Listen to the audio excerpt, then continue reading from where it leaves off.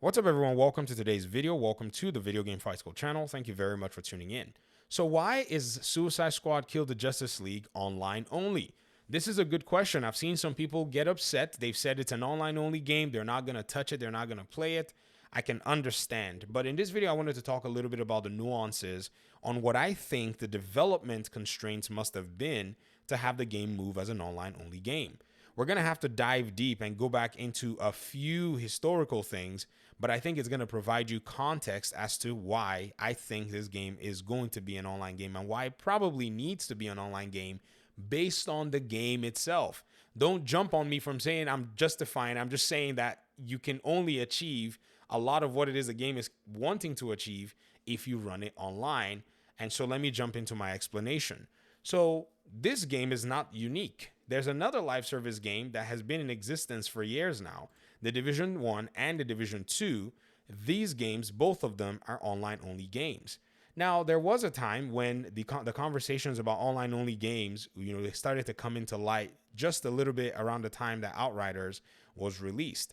In that time, we actually got a glimpse into why these games are using online only methodologies.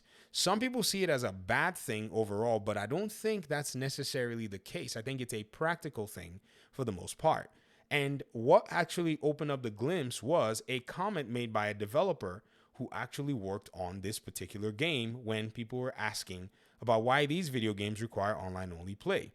I'll go ahead and read it for you over here. So here's the tweet that was a reply to Young Ye's comment about why Outriders was an online only game, a game that required you to be connected to the internet to play. And Frederick Thailander, who worked on the Division, said, "I didn't make Outriders, of course, so I can only speak for the pretty similar game I did help make, the Division. You do it because you can run more.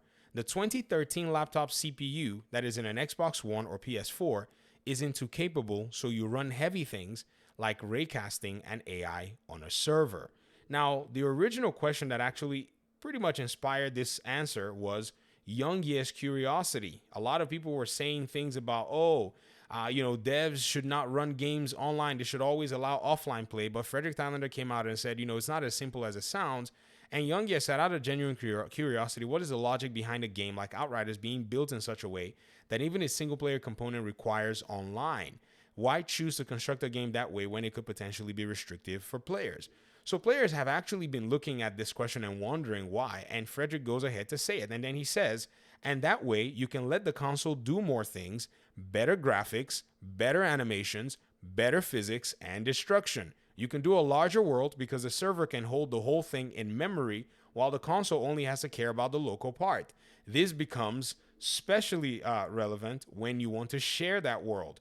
In Division, I can shoot things in East Manhattan and you can shoot something in West Manhattan and we can both cross to each other's side and the loot remains because the server has it. Now, this is very, very important. A lot of people don't necessarily pay attention to a lot of game development paradigms, so they go out and say some of the most ignorant BS you've ever heard. If they wanted to make the game as a single player game, you would have to deal with the constraints of not having the graphics that you need. It brings me into the whole conversation about Gotham Knights because I remember talking about this in Gotham Knights, and a lot of people came and said some of the much more interesting things that I've heard. And I like the Gotham Knights community, don't get me wrong.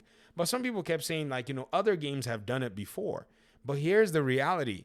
There is no game that has done it the way Gotham Knights has actually decided to do it. To run a lot of your processes locally, yes, when you go into co-op play, there are shared aspects of the game.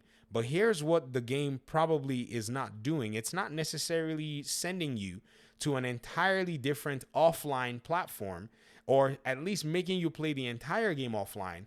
There seems to be a bridge, a tit for tat, where they wanted players to have the enjoyment of being able to play the game solo.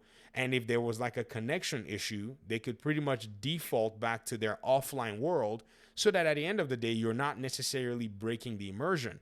Sure, this caused a lot of issues in terms of connectivity, even frame rates for the console version, but I think this explanation probably sums it up. anyone who says Gotham Knight should have a 60 FPS mode, I say to them, well, unless you have a technical solution to give you an offline version of the game, give you co-op, give you a detailed world, untethered, by the way, almost like the Division, basically, and then be able to also do all of this and fit it into your PlayStation 5 machines, even though you may think that the PS5 machines are these so-called, I don't know what people think they are. I think you're probably able to get it done. But for now, the technology doesn't necessarily seem to support a lot of it.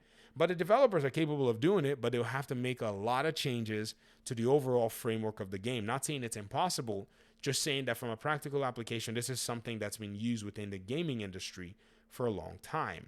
So if you think Suicide Squad, Kill the Justice League being online is something that stops you from playing the game, I can definitely understand. Everybody can understand that. But I don't think it's because the game is inherently bad. I think the design requires that if you're going to get a better performance, get quality of life, you probably need to go this direction. There's no need to call the game trash. You could just basically back away and say, I don't want to play the game because this is why the structure is here. But from an engineering and a technological perspective, our technology is not necessarily there yet. Meaning the consoles are still not necessarily there yet. Because on PC, you saw that Gotham Knights was able to perform a little bit better, or if not miles better than the console versions, because in that way you can pretty much scale very well. You can probably use more powerful devices to be able to get better performance. Even among the PC players, some players were able to play at different frame rates and different performances. It didn't necessarily mean that the game overall could do the same thing everywhere. It just meant that some people were able to I would say experience the game differently than some other people based on their hardware. So this is pretty much my little spiel about this. I just wanted to make a video just discussing this one thing because I started seeing comments about it, and I thought it would be nice for people to pretty much know how this stuff goes. So let me hear your thoughts in the comment section, and hopefully we'll talk pretty soon in another one. Peace out.